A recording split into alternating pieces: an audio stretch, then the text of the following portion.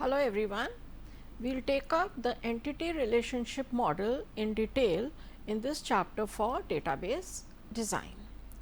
We have already seen in the last lecture that we have the conceptual or the high level design, we have a logical design and we have a physical design. For the conceptual or the high level design, we are using the conceptual model and we will show the conceptual model using the entity relationship model or commonly also called the ER model. For the logical design, we will take up the representational model and like I have told you earlier, we will do the relational model for the representational model over here. Some other representational models are object oriented model, hierarchical model and network model, but with the relational database management systems we use the relational model, and the physical design that is implemented through the physical model. Now, like I told you, in this lecture we will take up the conceptual or the high level model using the entity relationship model in detail. High level model, we know it is for specifying the requirements of the users. That means we draw the high level model to specify what are the requirements of the users, and these requirements then they become an agreement between the user and the developer that what should be included in the database, and also this model it will help the designers to implement it in the next level, which is our logical design or the representational model. The diagrammatic notation which is associated with the ER model is known as the ER diagram. So, here I have shown you an ER diagram for a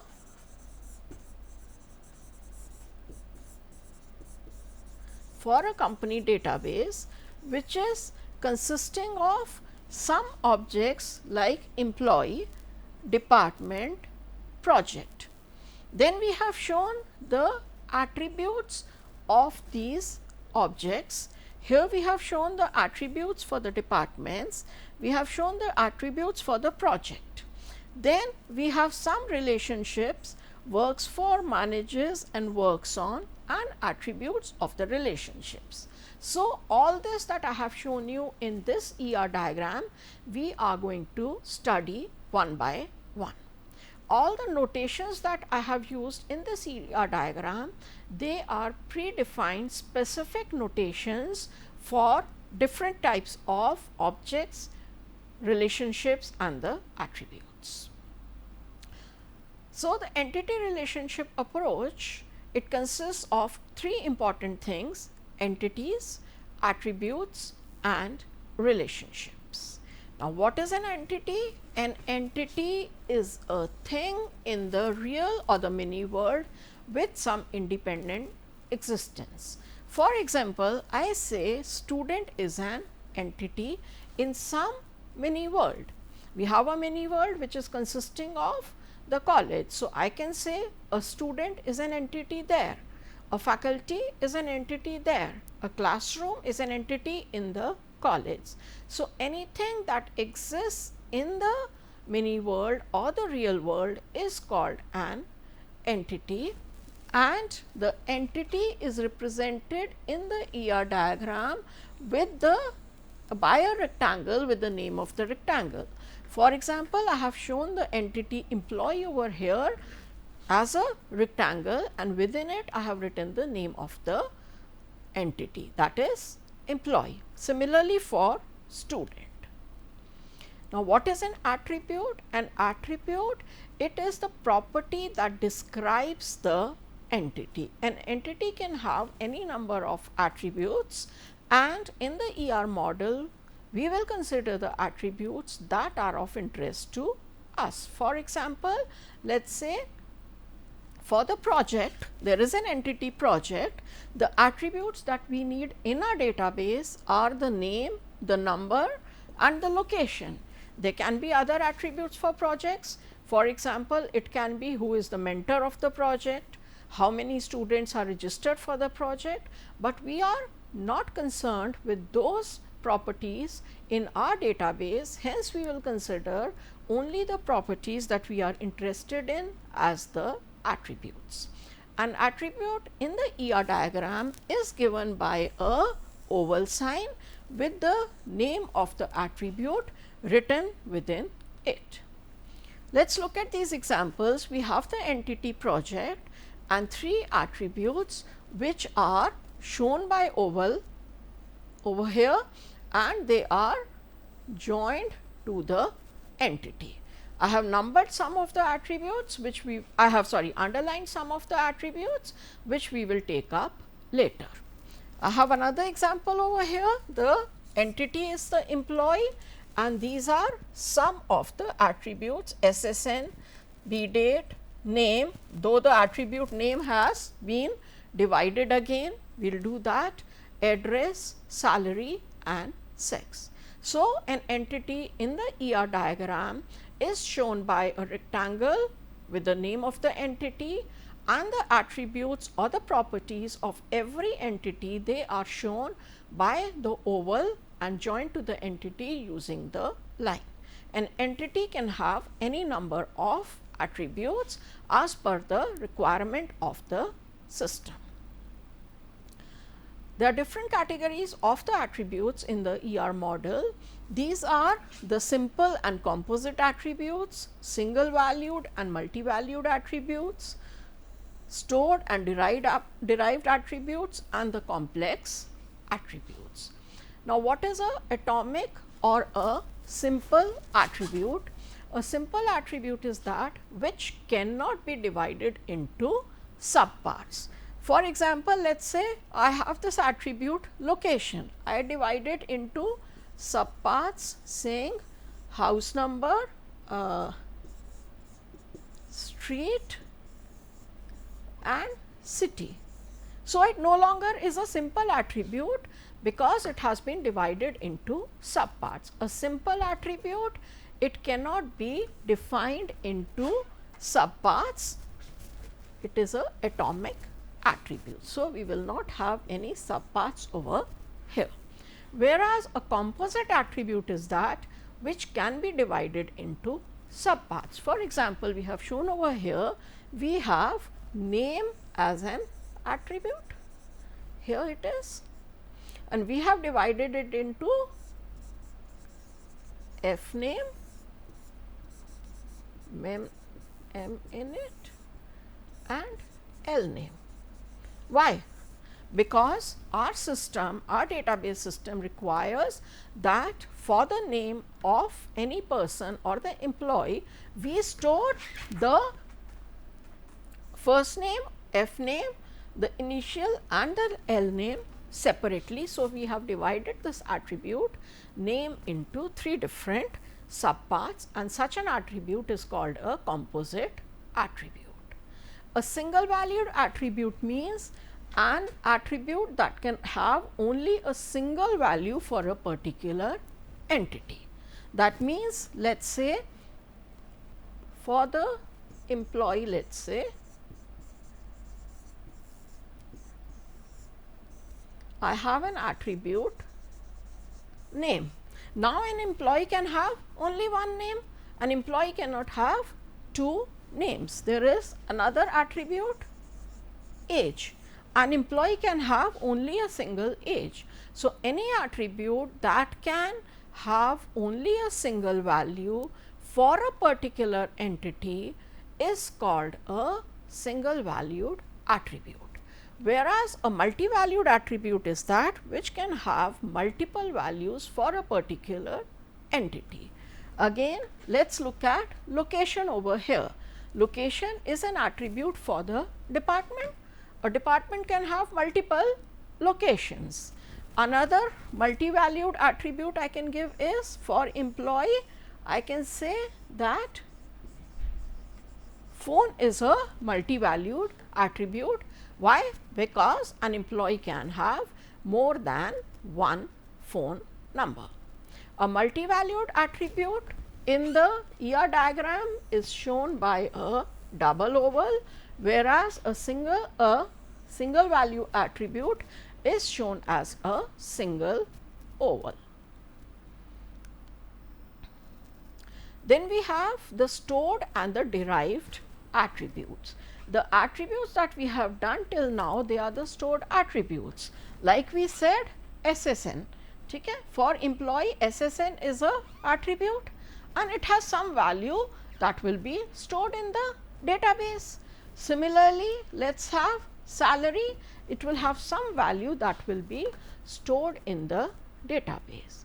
A derived attribute is an attribute which can be derived from some other attribute. For example, we have this attribute age over here.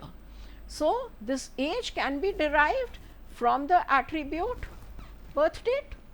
So, it is called a derived attribute, and a derived attribute is always shown by a dashed line.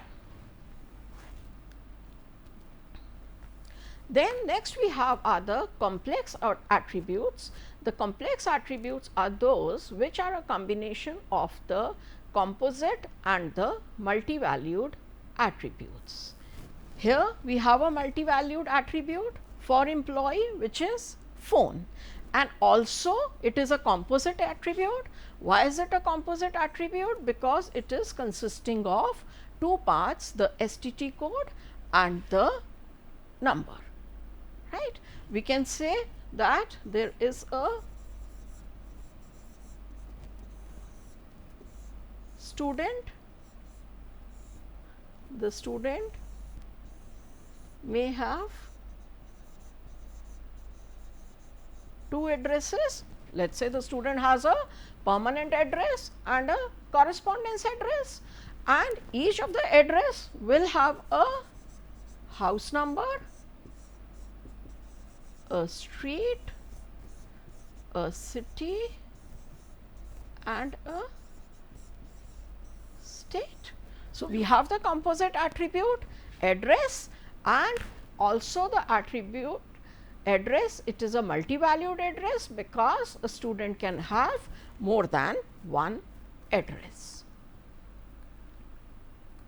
So, these are the different types of attributes that are there in the ER diagram, and which attribute we are using, whether we are using a simple attribute or we are using a multi-valued attribute or we are using a stored attribute, it actually depends upon the requirement of the database, that what is the type of the data in the database.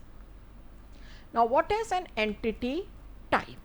Look, when I talk of a student as an entity, a student means we are representing a group of entities that are similar.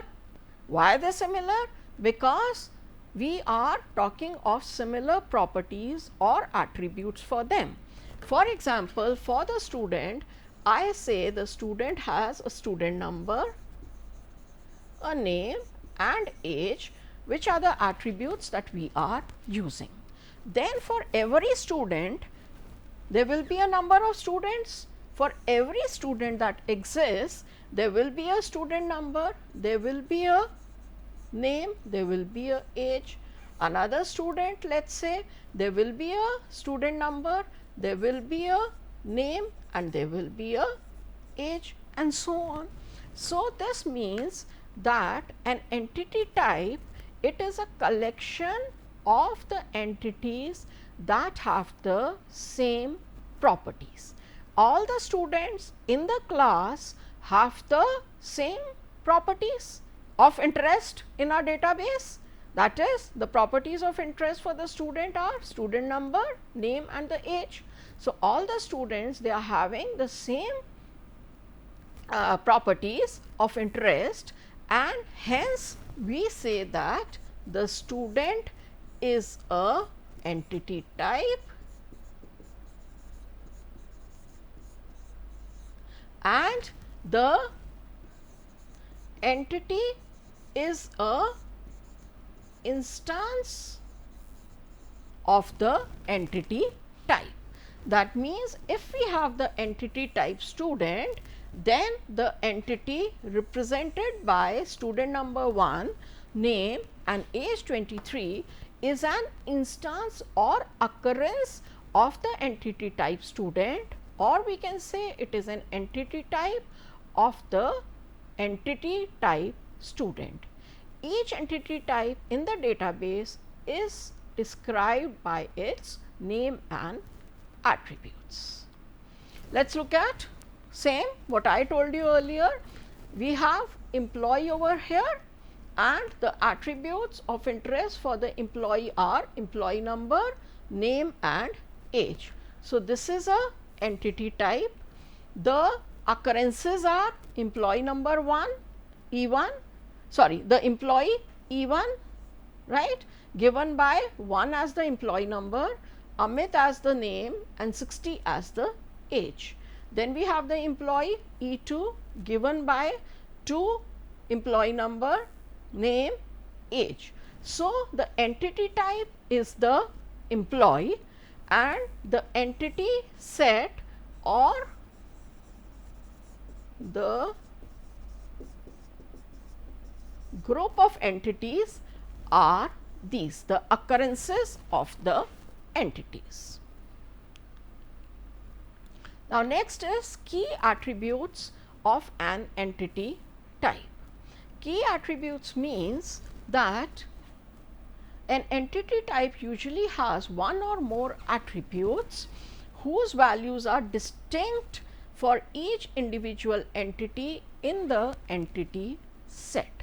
Now, what does this mean? An entity type, I have the entity type student, it has one or more attributes whose values are distinct for each individual entity, means each occurrence in the entity set.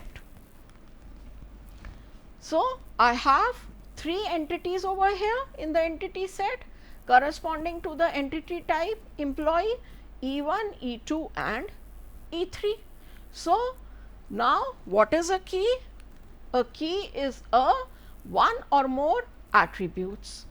So, if I say over here ENO is the key, okay. If I say ENO is the key, then ENO should have the property that the value of ENO is distinct for each individual entity in the entity set. What does that mean? The value of ENO is distinct for each individual entity in the entity set. Let us see for the rest of the attributes. The value of Amit is not unique. Amit, E1 is also called Amit, E3 is also called Amit. The value of age is not unique. E1 age is 60, the age of E3 is 60.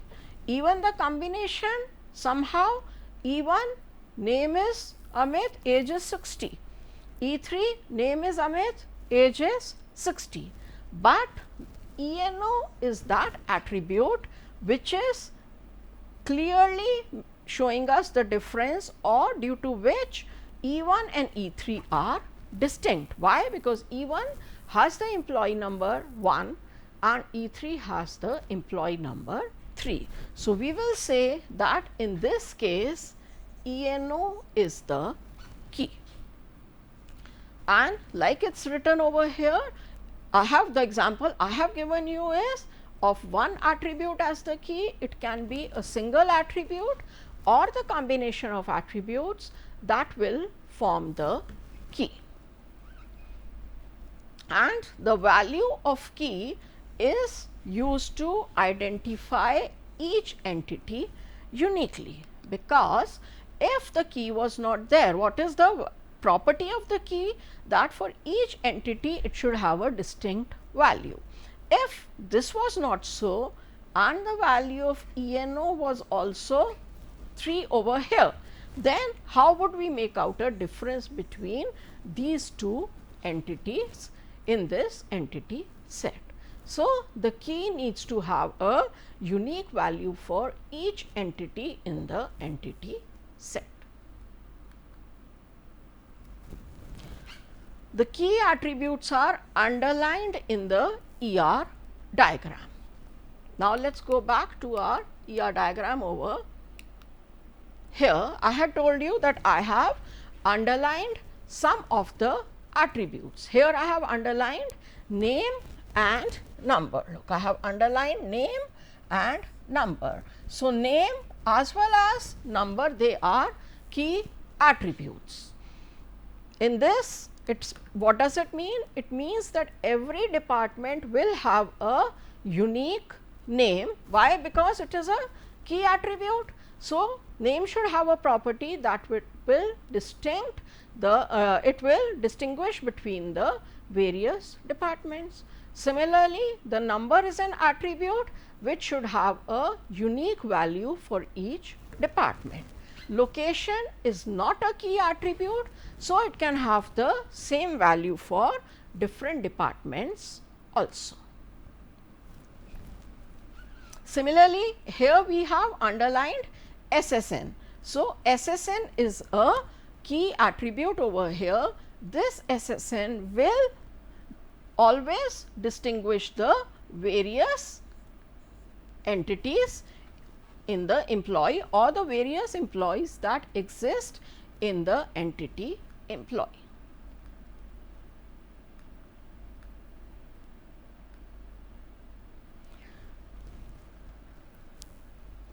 Again, look at this example. We have two key attributes, that is registration and vehicle ID. We can have any number of key attributes. It's not that we will have only one key attribute, we can have any number of key attributes. For example, in this case you have registration and you have vehicle ID. Ultimately, when we implement our database from this ER diagram, we will use only one of these key attributes as what later we will start calling as the primary key. Because look, the registration number for every car is going to be unique and the vehicle ID for every car is going to be unique. So, we have two categories, but then it is either for the database designer or it is for the user to specify that which key attribute we will be using as the primary key later. Now, sometimes several attributes together may form a key. If you remember the definition, one or more attributes. What did we say? One or more attributes. So, sometimes several attributes, they may together form the key. In that case, what we will do in the ER diagram is that we will, for example, two attributes name and phone number for a person together form the key. That means the name alone cannot be the key and the phone alone cannot be the key, but the combination of name and phone is going to be unique. So, in that case what we will do is we will create another attribute, we will create a composite attribute like I have done ID over here, and this composite attribute will contain these two attributes and this will then become the key. Similarly, over here if we say that the state and the number, for example, let us say I have state and the number, these two will uniquely form the key. For example, state is UP and it is some number 222, but this number 222 can also be there in the state of Delhi. Okay. Then again UP can have a number 3533. Now, look, the state alone cannot be the key. Why? Because there is a repetition and the property of the key is that it must have a unique value for each entity. So, the state alone cannot be the key for the car, right. Similarly, the number cannot be the key for car. Why? Because again there is a repetition. But if we look at all these 3 rows, we will see that state plus number will always give us a unique value, will always give us a unique value. Hence, we say that state and number together will form the key. But then if we say state and number will together form the key, so that means I will end up writing something like this. Underline. Why? A key is always underlined. Number, underline, and the other attributes that are there. Also we said vehicle ID is a key. So, basically, and of course, the other attributes are there. So, if I show like this, then what will this mean? This will mean in the ER diagram that state is a what? Key, because I am underlining this attribute. This will mean that number is a key, and this will also mean that vehicle ID is the key. Whereas, this is not the case, vehicle ID is a key, but state alone is not a key and number alone is not a key. It is the combination of the state and the number that constitute the key. So, what we have done over here is that we have combined state and number into a composite attribute called the registration, and this registration will become the key in the ER diagram. Because when we will actually draw the representational model or a table for this ER diagram, then we will definitely show it as, let us say we draw the schema for car. So, we will write state, number, vehicle ID, year, make, and so on the other attributes. And let us say we choose state plus name as the primary key. I told you there can be a number of attributes which will constitute the key, and we will choose one of them as the primary key. So, that this combination state and number, if we are choosing this combination as the primary key, then in our relational model we will underline both these. But this being not possible over here, what we did? We created a composite attribute. Now, next is domain of an attribute. The domain of an attribute is the set of values which will be assigned to the attributes of the entities in the entity set. That means, I have the entity employee, I have the attributes, let us say SNO and name. So, it is the set of values that will be assigned to the attributes, which means that for example, for SNO I will have some set of values which will be assigned to the attribute SNO. I can say, let us say I say that that set of values will be integers. For example, if you remember, we had written something like create table employee SNO int name varchar 20. Suppose I write this. So, what is this over here? Int. I am defining the domain of the attribute SNO. That means, the domain of the attribute SNO is all possible integer values. So, this can have only the integer values over here. I cannot write maybe minus 32.5 over here.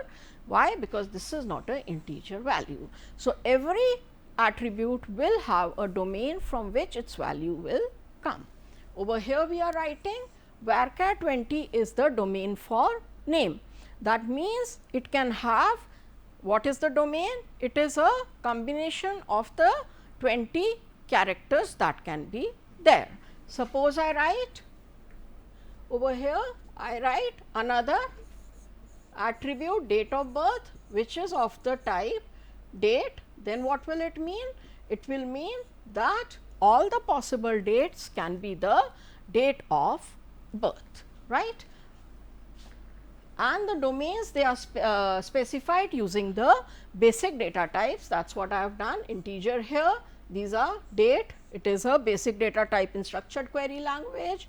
Varchar is a data type in structured query language. So, they will always be specified using the basic data types, but the domains, they are not displayed in the ER diagram. We have drawn some simple ER diagrams, but we have never displayed the domains in our ER diagram. These will be given only when the database is defined, like we have given the domain over here in this definition of the database. This is all in this lecture. The references for this lecture are these two books. Thank you.